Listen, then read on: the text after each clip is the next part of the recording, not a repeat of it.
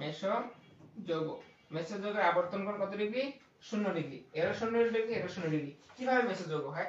যখন একটা আরেকটা দর্পণ প্রতিবিম্ব হয়, মনে করলাম এখানে একটা OH আছে, এখানে C ডাবল H আছে, এখানে H আছে, এখানে OH আছে, এখানে H আছে, এখানে C ডাবল H আছে। তাহলে এ কিন্তু কি হচ্ছে? এর দর্পণ প্রতিবিম্ব আমি কিভাবে বুঝবো?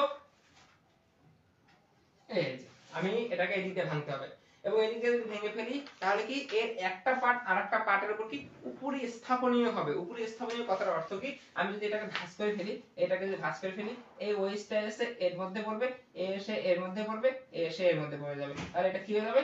উপরি স্থাপনীয়। উপরি স্থাপনীয়। উপরি স্থাপনীয় যদি কোনো যৌগ হয়ে যায় তখন এটা কি হয়ে যাবে? আলোক নিরপেক্ষ হয়ে যাবে বা আলোক নিষ্ক্রিয় হয়ে যাবে। তখন এর আবর্তন কোণটা কত হয়ে যাবে? তখন এর আবর্তন কোণটা হয়ে যাবে 0 ডিগ্রি।